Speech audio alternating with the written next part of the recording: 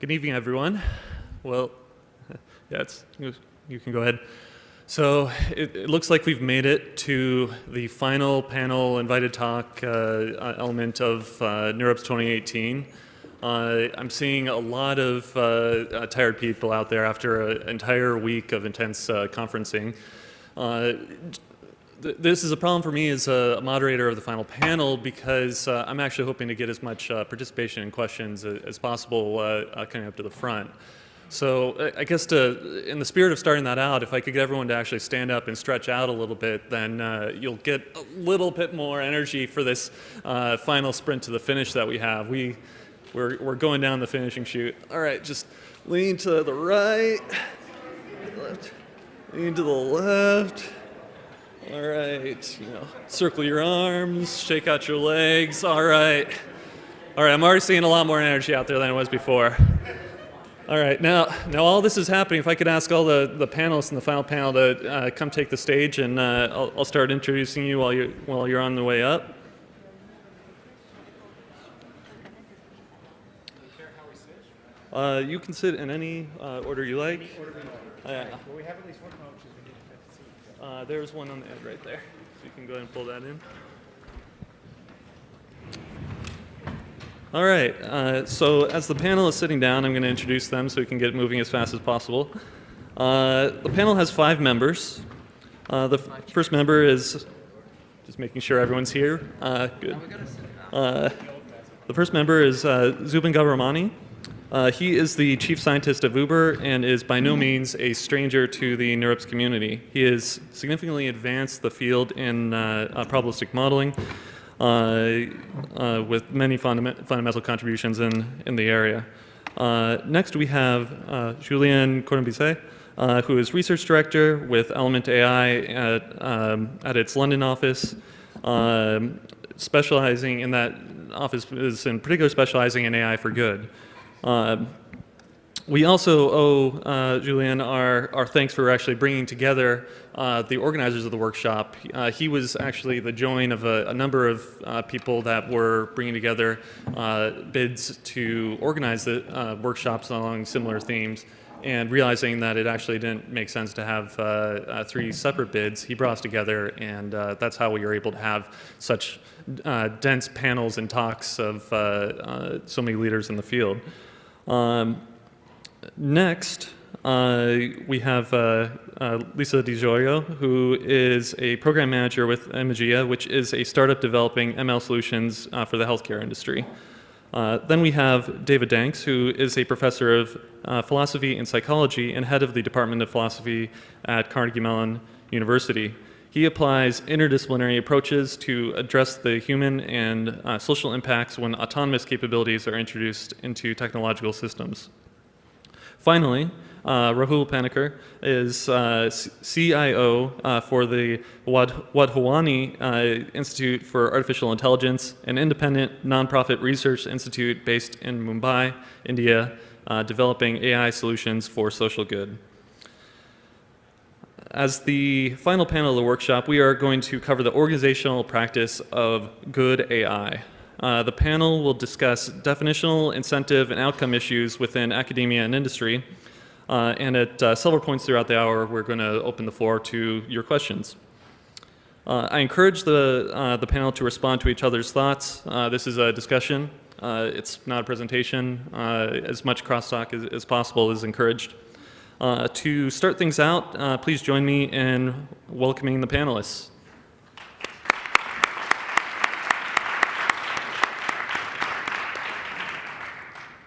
Okay.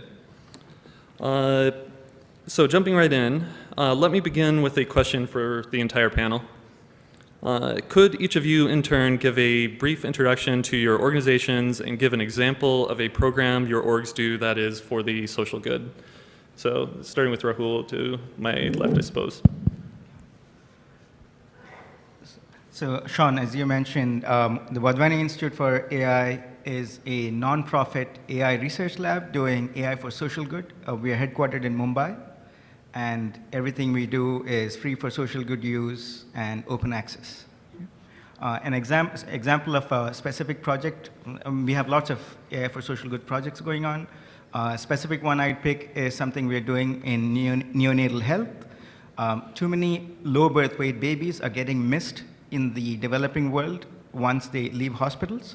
And so we're doing 3D reconstruction of image-based anthropometry from 3D reconstruction of multiple 2D images so that a healthcare worker with a cell phone can determine if a baby is low birth weight or not, and she can measure its weight and baby's weight and head circumference and other vital parameters, providing a barometer for neonatal health in rural areas.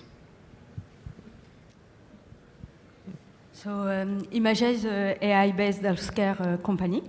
We're doing a solution for personalized medicine. To be a bit more specific, we're building like pretty much we're acting at pretty much every step of the biomarker discovery pipeline. So it means that we're building cohorting tool to build the correct data set. We're building the tooling to curate and structurate the data, as well as the tooling to discover patterns and to correlate them to the clinical outcome.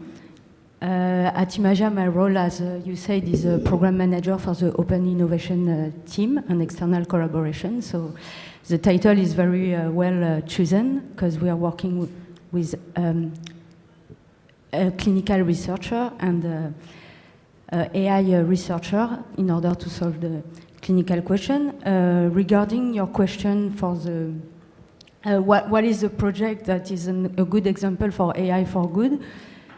It's hard for me to pick one because on pretty much every project that we're having at Imagia right now, what I know is that if we solve it, the impact on the patient is going to be very huge. And we're talking about saving more time for leave or even saving some people for some projects. So it's pretty hard for me to cherry pick one like this. So that's. Hi everyone, thanks for being there on the last hour of the last day of a crazy conference. At Element AI, we are we're a young startup, we're 2 years old, we're a software product company co-founded by Joshua and Jean-François Gagné. The idea is that we try to put AI in all the verticals and try to do that in-house, turning the classical startup model on its head. It's a little crazy, it's a little chaotic, it's very much awesome. And the idea that we think that companies now have a responsibility that goes beyond our shareholders and beyond a nice corporate social responsibility report at the end of the year. We think talent, and especially talent in the field of AI, now is looking for a purpose, as we can see in the latest news and the different open letters from employees to their companies. And so as such, from the get-go, we've decided to have an AI for good component, which concretely puts the talent directly in working with NGOs. So, you know, I'm a techie, I don't know for you, I'm a techie, I'm a scientist, I have no clue how to fix the world's problems, but, you know, we have tools. Maybe we can put them to the service of the domain experts. So that's what we're trying to do. Concrete examples of that, well, we have a whole team of 11 people working purely on AI for good. And that means a partnership with Amnesty International. That means concrete projects with them. So 2 of which you can see at the end of the hall. One being on finding abuse against women on Twitter, and especially against women journalists and women politicians, and working hand in hand with human rights experts and human rights researchers. I'm actually really glad that some of the Amnesty experts we're working with are in the room today and came to see, hey, more closely, what is NeurIPS exactly? So this is exactly the type of partnership we want to build for the long term, going beyond the low-hanging fruit and putting our actually talent and time where our mouth is. Great. So I just want to start with what is AI? Is this AI for social good? So what is AI and what is social good? I'll be very brief. So one way of thinking about AI is systems that sense and act. And in some ways, actually, what Uber does in a city is sense what's happening in the city and act in the city to optimize certain things. And it doesn't act alone, it acts in partnership with people, with, if you look at the drivers, there are 3.5 million drivers around the world in 600 cities around more than 60 countries. And, you know, I sort of think of that as sort of an AI for cities that's hopefully providing a value, because corporations can't really survive unless they provide some sort of value. So that comes to like, what is social good? You know, it could be controversial. People would say, oh, well, you know, we're just trying to provide value to our shareholders, although being a loss-making corporation so far, we're transferring a lot of wealth to drivers and riders from venture capitalists at this point. But the value that we're trying to provide is making the world more efficient. So moving people and things around in the world, and that is really broadly the world, including South America, India, Africa, a lot of the developing world where this is desperately needed in certain places. You know, it's clearly disruptive, and you know, we could obviously talk about that. But as such a large agent around the world, although it's, you know, our mission is pretty clear in what we do, we also have the opportunity to do a lot of tremendously impactful, positive things in the places that we are. And if you remember, there was a tremendously, you know, damaging earthquake in Mexico City. And Uber, by being there on the ground with the drivers and the crew that we have in every one of our cities, was able to mobilize our drivers to basically help people in disaster relief situations. And we have to act very, very quickly to do that, and we have good experience with that. If you think about our role in Saudi Arabia, by empowering women to both ride and drive, I think we've had a positive effect there on that half of society. And, you know, just as another example, we're pushing, you know, although Uber started out sort of really catering for, an individual taking a car, like a taxi and so on, there are literally billions of people that really can't benefit from that. This is not really useful for them.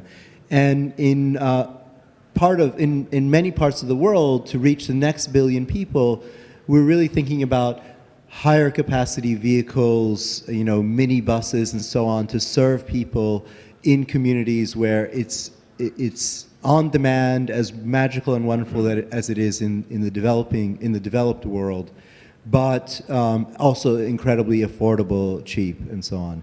And then that lever that we have, again, you know, it could be good or bad, but it does create a lever to make the world more efficient, to reduce the impact of transportation by making it more efficient, move towards electric vehicles eventually, and hopefully add value to society in that way. Thanks. So I'm going to go out on a limb and guess that nobody in this room needs me to tell you what Carnegie Mellon is. It's a pretty familiar face around this conference. But what you might be less aware of, unless you've been in this room today, for the whole day, is that there are now at this point over 50 faculty, 50, at Carnegie Mellon who are working on problems in the area of essentially the impacts of AI, either developing technology with an eye towards doing social good, or working to understand that technology, or even more interestingly, trying to sit in between those two, both developing and analyzing the impacts of the very things being developed. So it's not just a place where there is some of the best machine learning and robotics, but it's also a place that is taking really seriously the challenge to think about what are the impacts of the technology that we are building in Pittsburgh. And as well as education has come up a few times, as well as trying to ensure that we are teaching the next generation to think about these impacts, whether at the undergraduate level where we now require all of our AI majors to take courses in ethics and impacts of technology, to graduate fellowships that are devoted to ensuring that our graduate students have the opportunity and freedom to think carefully about the technology that they're building. Which makes it difficult to pick out just one project. There have been multiple just talked about here today. So I guess I'd rather say that I think one of the things that's most important is actually the sort of meta level, which is our ability to create interdisciplinary partnerships. A few people today have talked about the need to have computer scientists in the same room with philosophers like myself, or psychologists, or designers, or historians. And it has not been easy, but I think that we've made enormous progress towards making that a reality at Carnegie Mellon, that it's now, I think in large parts of the campus, considered bad form to develop technology without at least having a cup of coffee with somebody who can talk to you about the impacts, ethical, social, or otherwise, of what you're doing. It's just part of the culture now, or it is at least becoming a lot more part of the culture than it was. Thanks, everyone. So we'll move on to the next question. I'll address this directly at Julien. Why? Why do your orgs engage in this activity? And the bigger question, why are we suddenly interested in AI for good? There's no mathematics for good, archaeology for good. Why now? Why AI? What happened? Well, there's two aspects to it. The personal one is being a former French academic. Obviously, I'm politically slightly on the left of Che Guevara. So the idea more seriously is to essentially say, hey, we've got all these fantastic tools that we are developing as a community, a machine learning community. These tools can have a really transformative impact, precisely as Zubin just reminded us. Therefore, we have a duty to think about how we use them. Now, that's both why AI in particular. As to why we're doing it, within Element, or why doing it within a for-profit company, because Element is a for-profit company, it's simply that in the ecosystem in which we operate, right now, a lot of resources are in company. Companies are what is making a lot of the world tick. And if we want to do things at scale and precisely make sure that what we do does really scale up, this so far is a vehicle that we need to find how to harness. If we can find, by what we do, show that the bar is raised into what is expected from an organization and from a company, and if I, with this team, show that more companies should do it, and we get tons of people competing to do that, then mission accomplished. Does anyone else want to address that question before I move on? Or go ahead. So I largely operate in the developing world, and there it is because we can and we need to.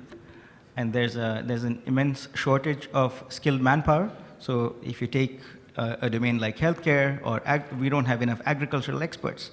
And a couple of weeks ago, I was speaking with an agricultural scientist who gets 5,000 WhatsApp images a week from farmers who click pictures of their crops and send to him saying, should I be worried? Is this a pest attack? Right? And that's an image classification problem. Do you think the opportunity within India for AI for good is greater than that in the more industrialized, informaticized world, or do you think that the challenges involved? If you look at the opportunity for AI for good as the amount of difference you can make, I would argue yes. And this is true of many parts of the developing world. And that's because now increasingly, so AI itself is well posed to make a difference. There's increasing penetration of smartphones, and there are large technology-enabled social programs that have rolled out over the last decade or so, that have provided the data pipelines, technology infrastructure, and human resources needed. And AI has the opportunity to plug in that and amplify. Okay. Thank you. Anyone else? Or okay, let's move on. I'm going to move through a series of theme areas. We're going to start with basically talking about the state of play in AI for good in academia, as well as industry, and then move through safety and fairness, regulation, and other mechanisms. And then if we have any additional time, we might talk about measurement of like how we can decide what is good and how much of an impact we're actually having in the course of this movement. So let me say to the panel, let's start with David on this one. What do corporations see as their responsibility in producing AI for good, and how is this different from academia? So I think that we actually face a pretty significant structural problem right now. As Julien was just saying, the resources in many cases are in corporate environments. Those of you who've been coming to NIPS for 20 years, we've noticed this. It's a little bit, the name tags are a little bit different. It wasn't 8,000 people back in 2000. At the same time, the constraints are often much greater in the corporate environment in terms of you have, as John Havens put it, did we make our numbers? You have a certain number of responsibilities that in academia, quite frankly, we often don't have. We have the freedom and luxury to tackle problems that are not justified on any standard cost-benefit analysis. But so the structural problem is that we've got a gap. The people with the resources are not necessarily free to use them for social good. The people with the freedom don't necessarily have the resources. So what we need to be doing, I think, is, first of all, admitting that this gap exists and not dancing around it, not pretending that it doesn't exist, and then trying to solve it. And here I would suggest we could potentially look for some guidance to another area where this exact same structural gap has existed for 50 plus years, which is actually the development of drugs and pharmaceuticals, treatments for various diseases. There are a lot of diseases that it is not profitable to create a treatment for it, but are nonetheless interesting scientific problems and biochemical problems. And so finding ways to have industry academic partnerships, and often facilitated by governments and NGOs, is, I think, something that we need to be more aggressive about. There are some notable successes along those fronts of having industry academic partnerships, but I think that we need to be a lot more mindful and deliberate about constructing them and having frameworks for that if we really want to see AI for social good take off in the way that I think I assume most of us in this room want it to.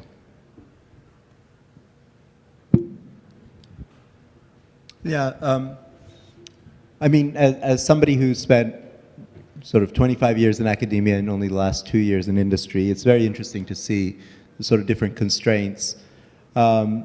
Certainly in academia, I felt that I was very free to work on anything I wanted. And the cost-benefit analysis didn't have to be very rigorous, right? In industry, you know, companies are organized around missions, and you have to understand the mission of the company and sort of work within those constraints. But you know, I believe, you know, of course there's a whole range, and you know, many people would not work for certain companies because of the mission. But I believe that there are a lot of companies out there that can have a tremendous impact through their mission. And the big difference is the impact. So in a sort of setting where it's not just the resources like the data and the compute, but also the reach of the company. And so that's a contrast. As an academic, it can be frustrating because you may want to do something, but you know, it's hard to actually implement it and reach out to the public with it. Hailing from academia, although not as many years as Zubin, I think that I'm really mindful that, and as David pointed, we collectively are the product of an ecosystem. Even all the gigantic companies that many of us are part of now are here because all these algorithms, we developed them from academia, and we developed them through open exchange of ideas. Of course, I'm a little worried when a company goes and poaches a whole lab, and you wonder, okay, it's great for now, but what in 5 years when there's no more students? So I strongly believe in playing as part of an ecosystem, as working with academia, taking them as consultants or as fellows, but not as full-time employees if we can avoid. And as part of that, you need to explain precisely to make it work in a sustainable way within a capitalist system of incentives. You know, just like in reinforcement learning, you have an environment, you need to play by the reward. You need to be able to justify, in terms of cost benefit, why would a company be part of an ecosystem? Why would a company do some AI for good? And there's a few arguments there. One is about talent. Again, and that is a really strong message to every machine learner here. There are few talents, as Rahul was mentioning. There are few of us. We have a tremendous moment now in our industries to tell to our employers, hey, you know what? I'm coming to work with you, but I strongly believe that this is where we should be going and where we should be doing. We've seen that through the walkouts, we've seen that through the open letters, we've seen that through Google dropping some contracts with Pentagon because of its internal employees' feedback. Now, that's the first angle. The second angle is, if I want to be, the most cost-benefit and most cynical, say you have a client or a customer who wants to have AI in its company. He doesn't know necessarily what AI is, but wants so. Even better if they know what it is. Now, if there are different providers of tools, of expertise, of talent, some of them all of them being technically fantastic, you can't compromise on that, but a few of them being in addition very ethical, having ethical processes, having ethical experts in the room. Well, even the most cynical customer will want to go for that provider because it decreases their exposure to risk of a massive scandal like Cambridge Analytica a few years down the road. So this is where we can show that there is an interest in putting the ethics and this ecosystem at the core of your operation because it just makes business sense. I feel very cynical when I explain that, but I believe it's important to formulate it in this term so that we can get to something that is sustainable.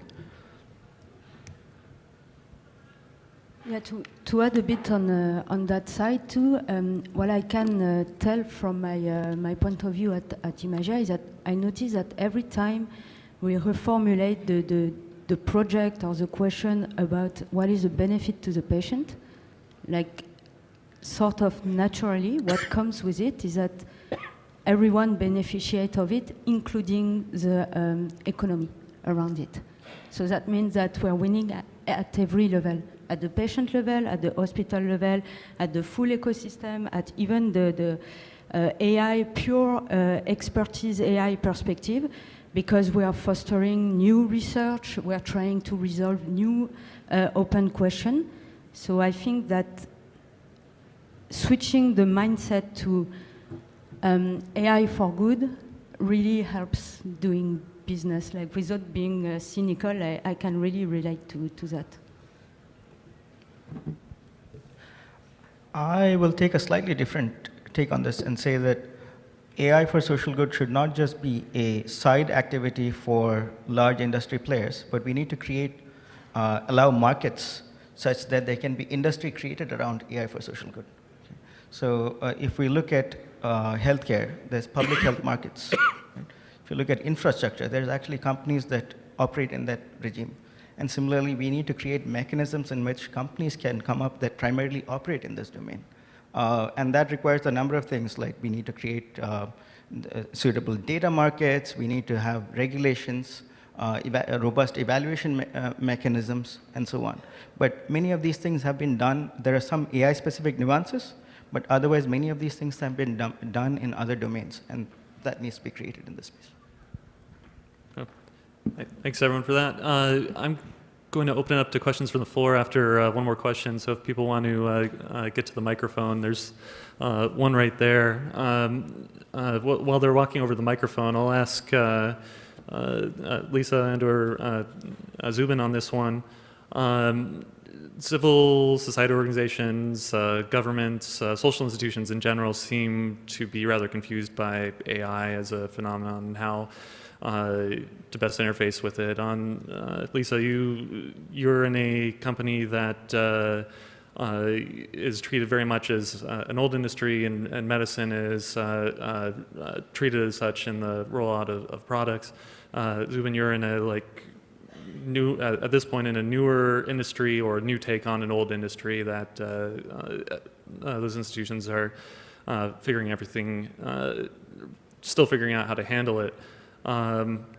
What are you seeing in the current approach of social organizations to your areas of application of AI, and how are things currently changing and influencing your developments and your science and your engineering?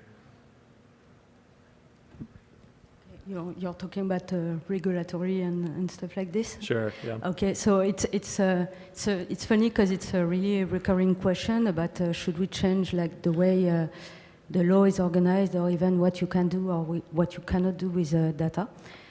And what's very interesting is that we do believe that there's heavy regulation are here for a reason. That is to protect people. And if you want to do AI for good, you need to not go against this.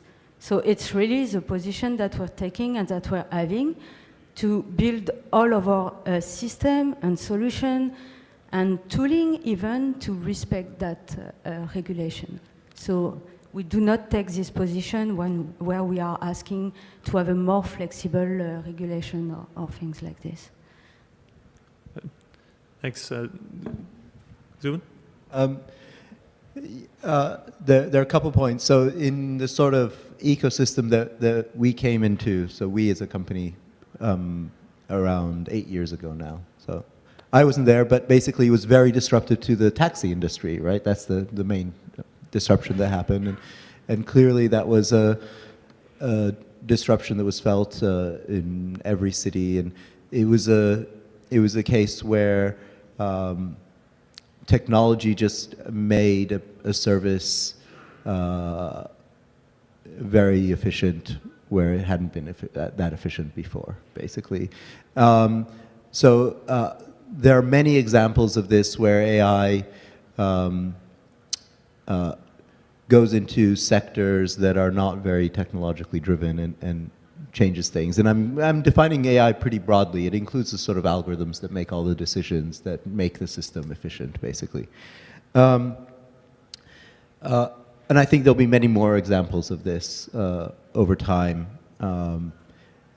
We should embrace it to the extent that it's providing a service that people want, and that it is actually making society more efficient. I mean, efficiency isn't the only thing we should care about. Obviously, you know, one concern, this is a side point really, but one concern is, okay, things are more efficient, but how is that benefit being distributed? That's we haven't really talked about that aspect, but I think it's on my mind certainly. But let me talk about the regulation side, because that's another area where, you know, if you think about it, actually, in everyone, I'm just talking about the main rides business. Actually, Uber has a whole number of businesses: food delivery, freight, trucks, bikes, scooters, etc. now. But the main rides business, it operates in 600 cities around the world, and actually every city has different rules. So, you know, dealing with regulations is something that we now as a company certainly have fully embraced. And just having a conversation with the regulatory environment in each one of those cities and trying to understand, well, which aspects of those regulations are things that are there to protect the public. And there are many of those, right? Safety regulations, for example. Safety is a huge priority for us. You know, for our business, if we're not safe, that's going to hurt us. But that's also a form of public good, to provide a safe, reliable service. Labor laws, so labor regulations, are something that we're obviously mindful of, and they're very different in different countries. And you know, we do have a view that you can provide opportunities in ways for the driver partners that are different from standard employment, but you know, that interacts with local regulations in many places, and so we have to work with the local regulators. So are you seeing that AI, when it's rolled out into the world, is very, very global, and then it kind of goes through a process of localization and refinement? I mean, that's what I see in our case, but I think in a lot of cases as well, one size doesn't fit all. And that's really like what we have as a company, and I'm sure it's true for a lot of the other global companies, is we actually have a lot of local people on the ground in each of those cities, and they understand. Like we had, wonderful videos of Jakarta, right, just in the previous presentation, and they understand that the sorts of services that you need in different places around the world are different. That's why we want to have an extremely like cheap and reliable service in some parts of the world, because that's what the people there need. Right. David, I saw you reaching for the microphone, then we'll... Yeah, I was just going to quickly note, I mean, another thing that I think is important is helping, the companies up here are all engaged in AI for good, for the right reasons. We all know there are plenty of companies that are not. They are there to try and make money, and if it leads to social good, fine, but they're not trying to. So I also think that there's a role, an educational role for these local communities to understand and be able to ensure that as technology enters their communities, it's entering it for the good of the community and of the company, trying to find these win-win partnerships. I think it's important to also recognize that sometimes the best way to help is to help people know what they should be asking for in the first place. All right, we'll go to the patient people with the microphone, and go ahead. Thank you. On the note of knowing what we should even ask for in the first place, so I'll make an observation first, and then I'll ask 2 questions. The observation is that as we get lots of AI-based services that make us more efficient, we do also lose anonymity in many cases. We could even take Uber as one example. You displace the taxi industry, you have a more efficient ride service, but you now have to identify yourself. And so you get there faster, but you get there without being anonymous. You no longer have that choice, right? And so that leads to the first question: is that actually social good? You save time, but you no longer have this choice of anonymity versus not. Is that actually a social good? Is it positive? Is it negative? Is it just neutral to lose this choice? My second question, so that first question is for you, Zubin. Second question is more generally, if we took that, it would be, of course, better for people if they had the choice, but for businesses, it makes more sense. You get more data. It makes business sense to have more data.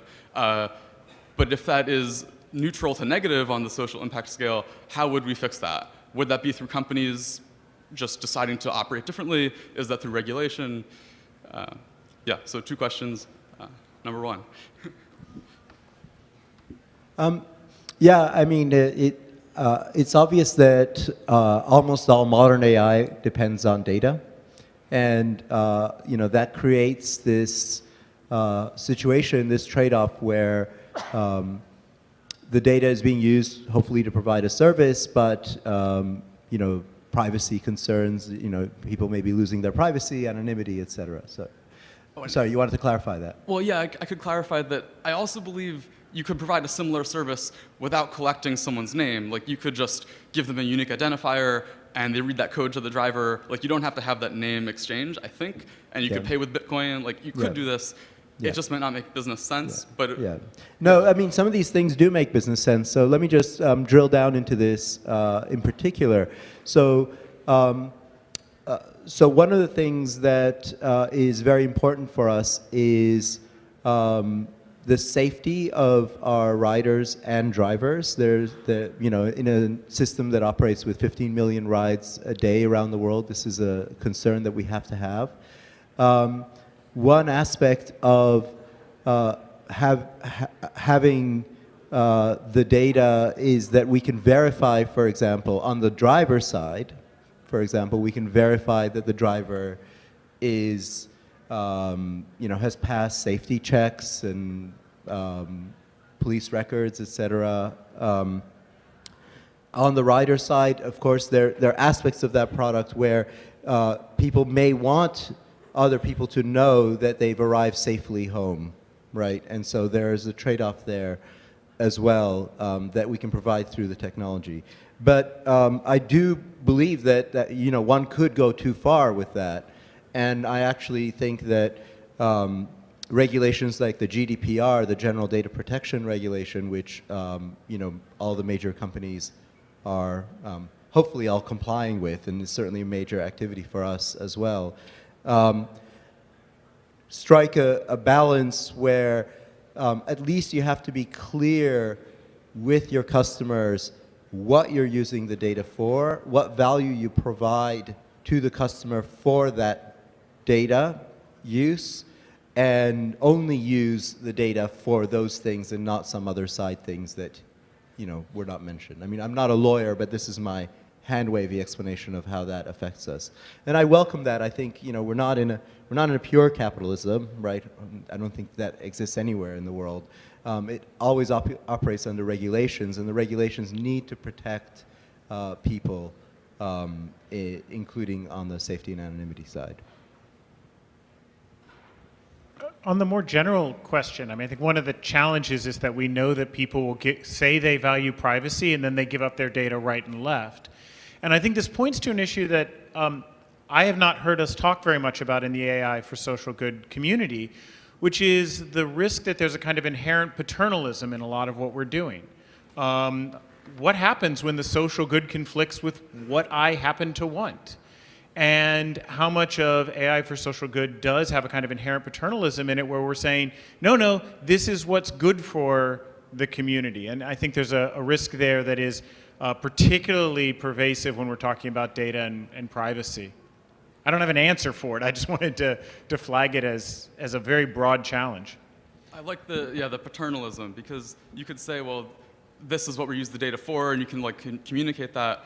You could also give a choice, and a lot of the time I think people give up so easily because there's no choice. Like, if you want to take an Uber again, you kind of have to do it. So. Well, We should also be careful not to assume that all users are capable of exercising informed choice. I think that there, especially the paternalism and the question of regulations. First, we need regulations around AI. And we need regulation with teeth. And I think GDPR has brought a little of that. We need more of that. We need more society involved in there. In terms of avoiding the paternalism, I think it's extremely important to realize that we're not tech saviors. We're not here to jump in and with our magic tech fix the whole world. On the contrary, we have tools that we are bringing to society, and we are a part of society, and we need to have in the conversation, but even more than in the conversation, as guides, the persons who are experts in the dynamics of society, who have spent their entire careers studying that. You know, you find them, some of them indeed in university, you find them in NGOs, you find them in governments. You want to work with them and provide our tools to them. And if that takes having to explain what we do in depth, and if that takes having accountability, I think this is something we should embrace. Tim Neat, in a panel earlier today, was saying that in the fairness, accountability, transparency, and ethics debate, as a community, we tend to focus on the fairness because we can reduce that to some metrics. Well, the accountability is extremely important there. And this is where regulations kick in, and this is where we need more regulations with teeth.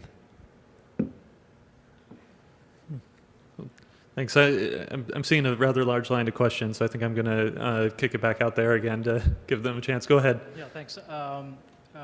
Actually, just to follow up the comment on Julien is, well, actually... Sorry, can you speak up a little, please? Little closer to the microphone, please. Oh. It's on. Can you hear me? Yeah. All right, great. I just have to be very close. Hi, I work in the global development sector, but I am a machine learning scientist by training. In my sector, you know, a lot of my colleagues still sees machine learning as this, you know, very mythical unicorn that seems to be able to do stuff, but they don't really know what it is. And your comment early on, you know, says a lot about, you know, there are actually different stakeholders in our society, and they all need to be involved.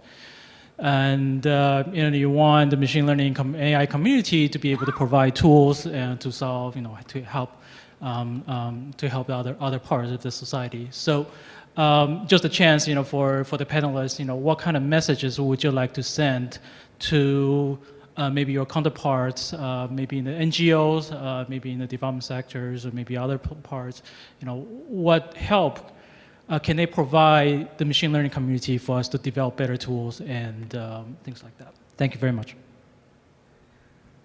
In one very short answer, it's please, let's take the time. Don't believe the hype around AI. Let's just sit together and dig deeply into what we do, into what we have. It's not a Kaggle competition, take the data and run. It's a long duration partnership when we understand what you do and you understand what we do. And from there, start with so low-hanging fruits and keep going until we reach to the bigger impact. It's really about that, working together. Hi. Talking about working together and all the good questions and debates that we have, there were a beginning of conversation among different stakeholders in Montreal, and the result was the Declaration of Montreal, ethical principles that may inspire us in the development of AI. So I think it's very important that everybody know about this. Please read it. It's in English as well. And following this Declaration of Montreal, the conclusion are, because we're defining AI for good in industry, say, as people in this industry who would like to support these ethical principles, are we prepared to disrupt our financial model? Are we prepared to say, as an industry or a company, we will do business otherwise? Not only thinking about the numbers at the bottom line, but maybe decrease the income to have more impact. I don't know. I'm asking you, what are you prepared to what kind of compromise are you prepared to do? Yeah, so I suppose there's two questions there of what are you willing to do in the current state towards the AI good in terms of sacrificing your profit motive, and then if I could layer one on top, like how can we appropriately shape companies towards making that decision more proactively? Like how can social institutions be put into place? Like there's been some debate about regulation already that hasn't been too direct, but how do we do it now? I guess the first question that Miriam posted. While the people in companies try and figure out what they're actually able to say without setting policy. Thank you. I'll just first note that I think one important thing is to recognize that ethical and effective are not necessarily opposites. I mean, I think there's a point that Julien's been making on a couple of occasions that if you actually do ethical AI, one of the things you're probably going to end up doing is careful design, thinking about what it is that the client or the user really cares about. And in the long run, perhaps not in the very short run, but in the long run, that can often be a good business decision. So I think sometimes there's a short run myopic focus that leads people to not realize that in fact, by doing, at the very least, smart design, which has a lot of overlap, it's not identical with, but a lot of overlap with ethical features of AI, or ethical AI, I think there's an opportunity there for a business case to be made that often, I think, doesn't get made. I love David's point about the people from company thinking what they can do, and I'm kindly saying hi to my press relation person who's just hiding behind her hand right now. But sincerely, I think there's two aspects in there. There's one, how do you change the incentives for different companies? Because again, reinforcement learning agents operate based on the reward system.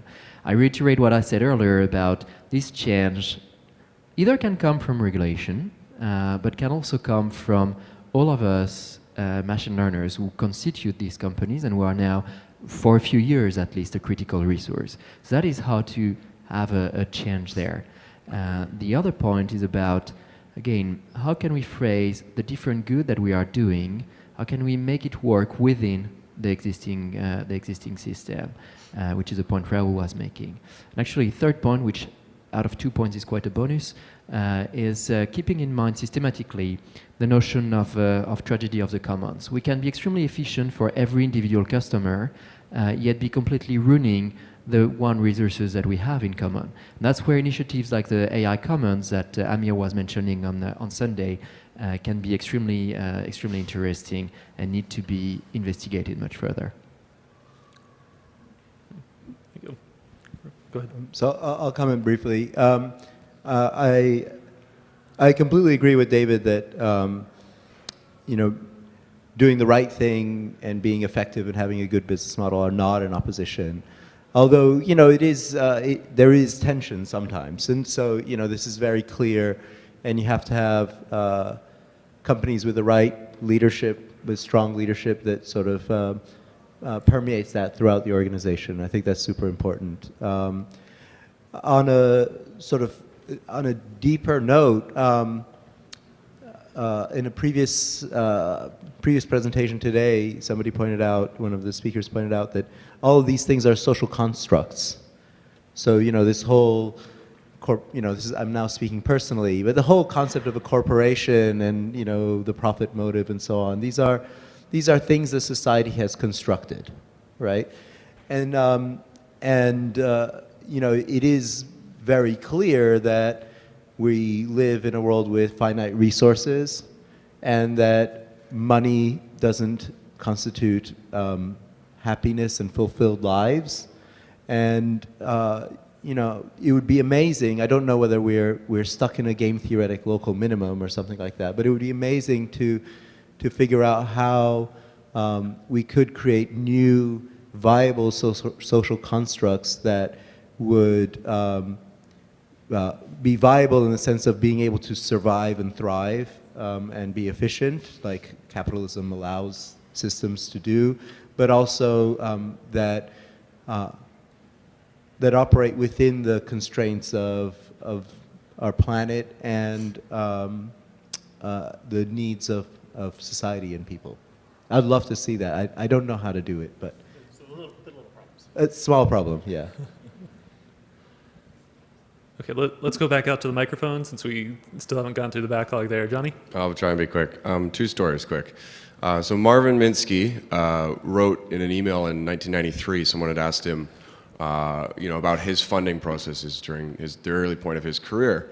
And he said that had the U.S. government not funded artificial intelligence, it wouldn't have taken off because companies were too short-sighted to believe that such a thing could exist.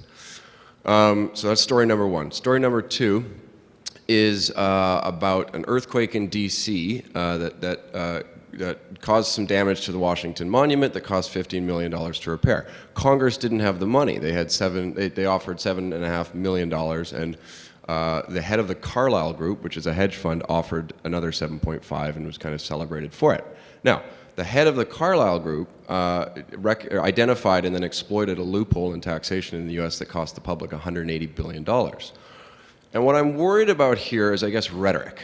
When we talk about change and when we paint visions of the future, I feel like there's a bit of disingenuousness or even gaslighting, where we're told that what's happening here is for us and it's better and it's efficient. If efficiency was the goal, especially for this field, I would think that we would want to go straight to taxation and make sure, stop corporate loopholes, stop corporate, minimum, like Facebook paid something like $4,000 in the UK last year. So if efficiency is the goal, if that's really what you believe, I think you need to come closer to our side and help articulate a different vision of efficiency. Another example is like buses are really efficient, and Uber makes it perhaps. I don't want to target just Uber. I think this is a bigger problem than just Uber. But what I'm asking for is, I guess, your help. When we talk about these things, I implore you to not adopt language about change that isn't really real change, the sort of substantial change that when you go home, your brother or sister has a better job than they had the day before. Because I know you can characterize stories of successes, but there's equally, we could spend the rest of the day talking about the people whose lives have been horribly disrupted in ways that didn't need to happen. Yeah, so that's not really a question, but I guess one thing, I'll put it this way. I would love your help also to know, what are the limits? Like, you guys are at big corporations. What can't you say? What can't you do? Because we need to help you also collectivize a larger I don't like when people keep saying, yeah, but that's capitalism. Shit. Because this is something we all have to fix, or my generation and my kids' generation and their kids' generation do not have what you have had the benefit of having. And I'm pissed off about that, I guess. Yeah.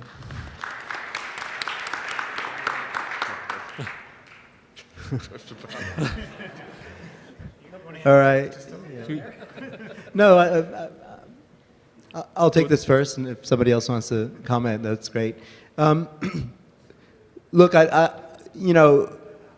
think it's pretty clear that if we just let corporations go rampant, and we have competition over tax regimes between cities and states rather than cooperation, then this isn't going to be a great state of affairs, right? Personally, again, I'm speaking personally here. I've been living in the UK. I enjoy paying my taxes because we have National Health Service and all sorts of other things that I think are good uses of taxpayer money, and I would welcome a more equal regulatory tax regime where the benefits that are being produced by corporations can feed back into the public purse, and hopefully with responsible governments that then do good things with that money. I also want to say that yes, this stuff is really disruptive, and it's not disruption means that people's lives change, and sometimes they change for the worse as a result of all of this technology. And that's certainly happened before in the Industrial Revolution and caused upheavals, and we may have upheavals now with the rate of disruption. And we as people, as citizens, need to come together and figure out what to do before it gets bad, right? Corporate structures are not really well designed to deal with that. It needs to be a partnership between companies, governments, NGOs, and I don't see any other way of doing it. Yeah, I'll probably note that around the same time that disruption became a bad word within the technological communities, AI for good became one of the watchwords there. We still have 4 people on the line here. We are very short of time at this point, and we've gotten through maybe a third of the planned material at this point, but I'm not going to stop good conversation. So if the questioners at the microphone can ask short, succinct questions, we'll go as fast as possible here. Go ahead. Does Uber have any plans to make use of that large and unique database of traffic in the world to apply it to problems like you heard about Jakarta? I found your set of UI problems you were tackling rather non-compelling compared to many other things I've seen. So I'm wondering what you're planning to do with that database to apply it to traffic problems around the world. Very, very quick answer. We have a program called Uber Movement that releases data to partner cities, and it's free for those cities to use, and it has helped many cities to improve public services. And we're expanding that. So yes, we want to work in partnership with the cities. Go ahead. So I've had many arguments with colleagues where I've essentially been like, you really need to care about social good, and they're like, my incentives aren't aligned. I have a paper to get out. I have a product to push out. And I think on this panel, there have been a number of suggestions for basically how companies and entities should be thinking about these things. But I think from my seat, they're not. And so I guess the question is, how do we take, what concrete steps can we take now to ensure that these incentives are aligned for individuals and corporations to do real social good, as the previous question said, not just lip service to social good, but to actually be doing real social good on a day-to-day basis? Like, what do we as a community need to concretely do right now to make that happen?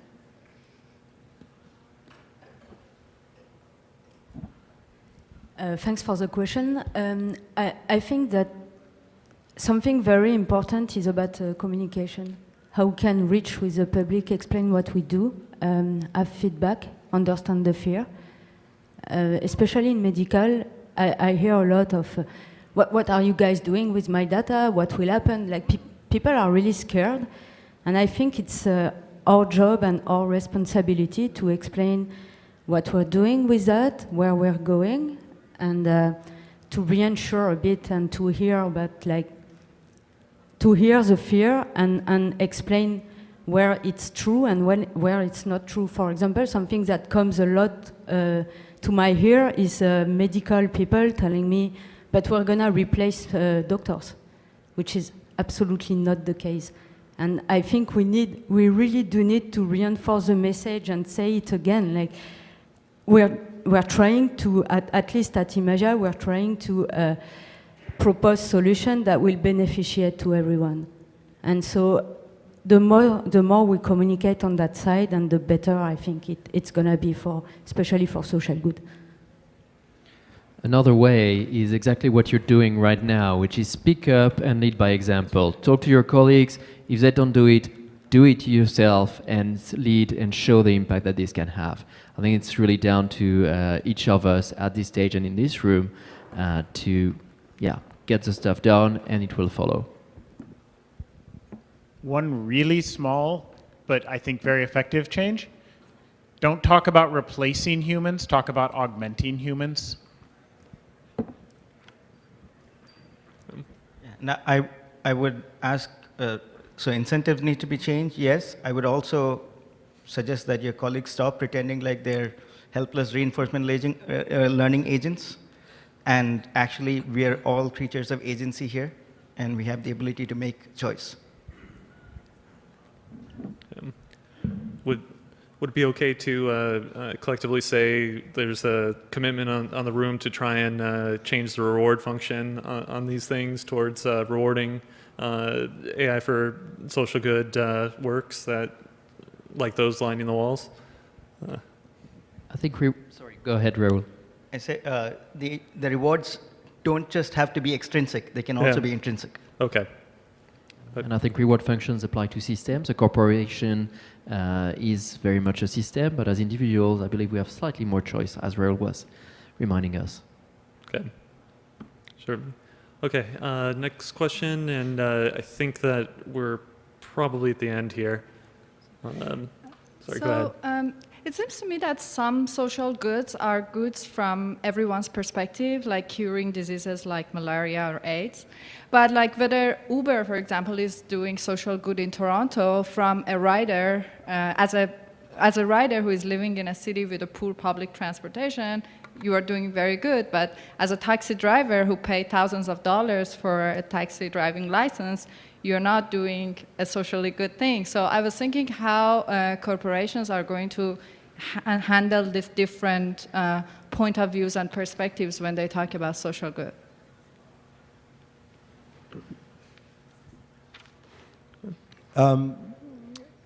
Clearly, social good is a complex topic in the sense that actually, what are we, for the nerds in the audience at least, like what are we trying to optimize? Are we looking at optimizing for the lowest end of the scale in terms of the least privileged? Are we looking to optimize on average? What can we give up in one case or another? Honestly, I don't have good answers for you. I do feel that, and this is why I choose to work for Uber, I do feel like on the whole there's a net positive, but we have to create social structures so that the people who are disrupted are not left with a terrible situation. And that's partnership between corporations and social structures like governments, I would say. One thing I would also say, and I apologize, I'm going to get up on a tiny bit, very small, short soapbox, and just say, if I put on my machine learning hat, if I put on my philosopher's hat, we don't have to do this alone. So the problem of pluralism of values, I want one thing, you want something else, or different levels of values. Questions of fairness, questions of agency, autonomy. There are people who literally have spent their lives, there are disciplines that have spent hundreds of years asking these questions. And they haven't necessarily put it in the language of machine learning and computer science, but they have had unbelievably important insights about the nature of these phenomena and how to address them. So I encourage you, if you find yourself wondering, yeah, but is this good for everybody, or what do I do when these people want it but these don't? Go talk to a sociologist. Go talk to a political scientist. Go talk to an ethicist. They're not going to try and write code on your behalf, but they can help you understand how to think through your problem in a way that you're not having to reinvent the wheel and start from scratch and just kind of guess, oh, maybe this is a good enough solution. I realize that's difficult when there's the push to market, because this is I have to stop and spend an hour calling somebody up and talking to them.